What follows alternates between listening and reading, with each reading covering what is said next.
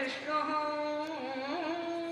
परमं पदं सदा पश्यन्ति सूरयः दिव्येव चक्षुरा ततं सर्वे वेदाः यत्पदमामनन्ति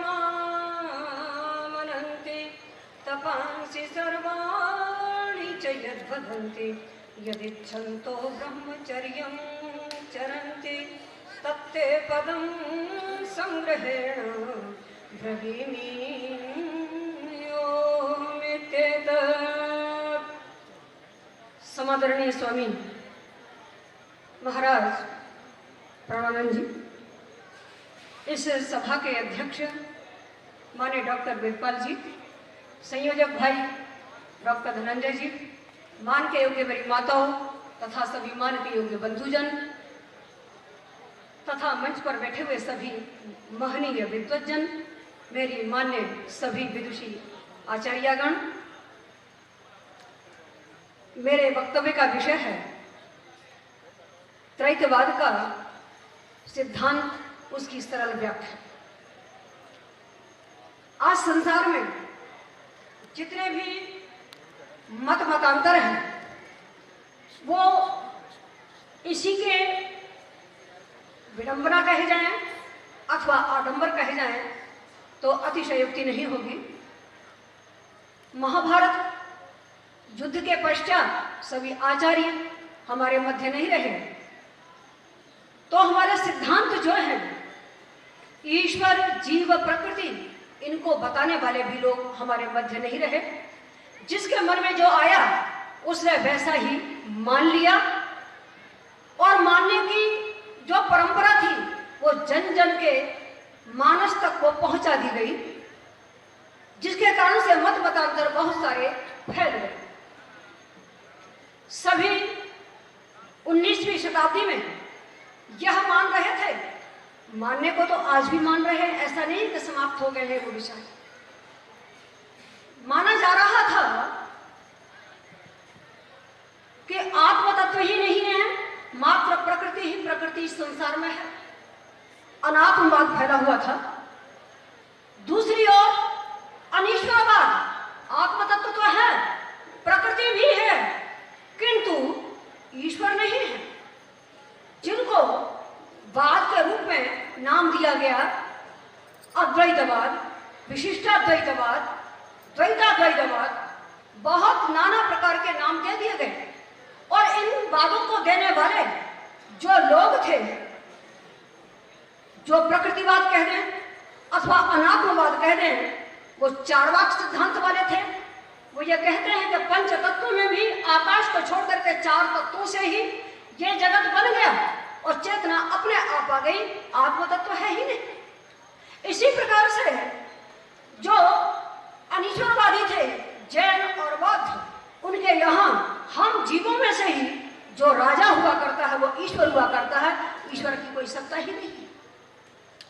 उन मतांतरों को हटाने के लिए आचार्य शंकर ने भी अपना बहुत जोर लगाया और उसको हटाने के लिए, अनात्मवाद को हटाने के लिए, अनीश्वरवाद को हटाने के लिए एक नया सिद्धांत दिया उन्होंने कि ब्रह्म ही ब्रह्म है। और श्लोक बनाए गए, श्लोकाध्ययन प्रवक्ष्यामि यदुक्तं ग्रंथ कोटिभिः ब्रह्म सत्यम जगन मिथ्या जीवो ब्रह्मैव न परः। मैं इस तथ्य को एक बात में कह सकता हूँ, क्या कह सकते हैं कि ब्रह्म सत्यम जगन मिथ्या, केवल ब्रह्म ही ब्रह्म है, जगत क्या है, मिथ्या है, जीवो ब्रह्मैव न परः।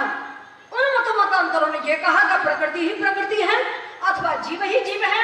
शंकराचार्य के सिद्धांत ने यह कह दिया, नवीन वेदांतियों ने यह कह दिया कि नहीं, केवल ब्रह्म ही ब्रह्म है, जगत पूरा जो दिख रहा है वो सब असत्य है, झूठा है, और जो जीव है वो ब्रह्म का ही अंश है। जीवो ब्रह्मैव न परः, जीव भी क्या है, ब्रह्म ही है, दूसरा नहीं है। और जीव ब्रह्म को कौन सा है, एक निर्गुण है, एक सगुण है, उनकी दृष्टि में अलग अलग नहीं है। माने जो अलग अलग है वो अलग से नहीं आए, बल्कि ब्रह्म के ही रूप बन गए। जो निर्गुण है वो वो प्राज्ञ है, उसकी उपासना होती है उनकी दृष्टि में। और जो दूसरा प्रकार का है सगुण है, अब जब वो माया से आच्छादित हो जाता है, उसकी ईश्वर संज्ञा होती है, वही जगत को बनाता है।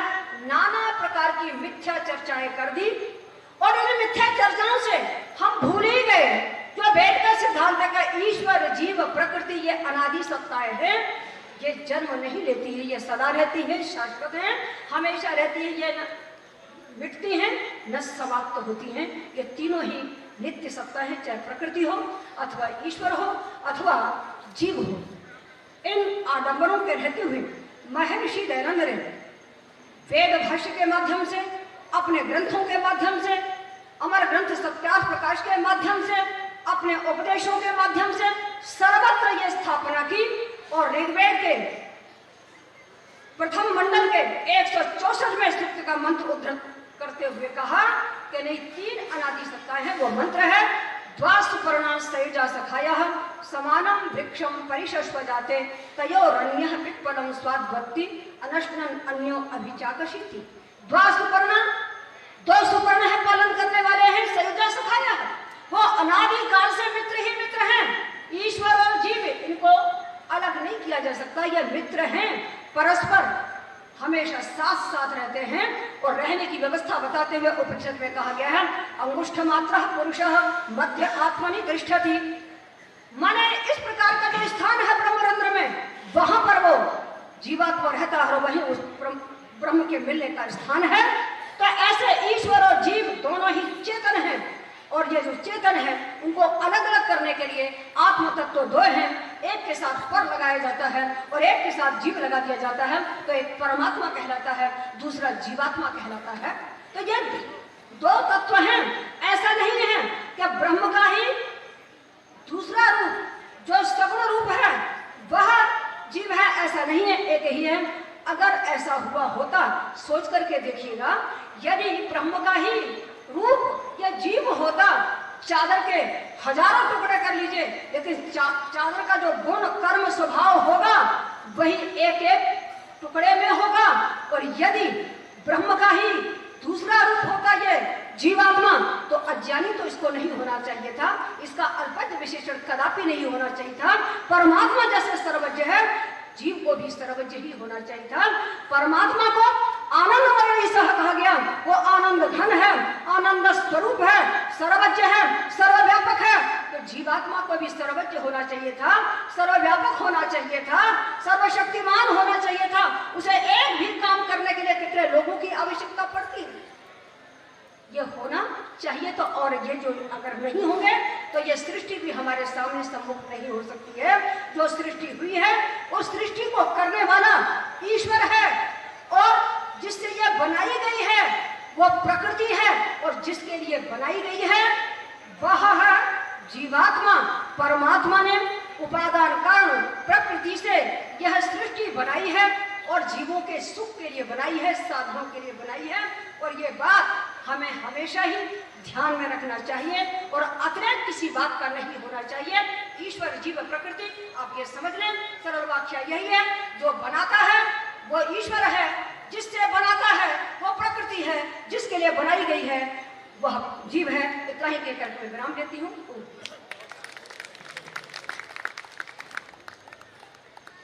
श्रद्धेय आचार्य जी का बहुत बहुत आभार, धन्यवाद।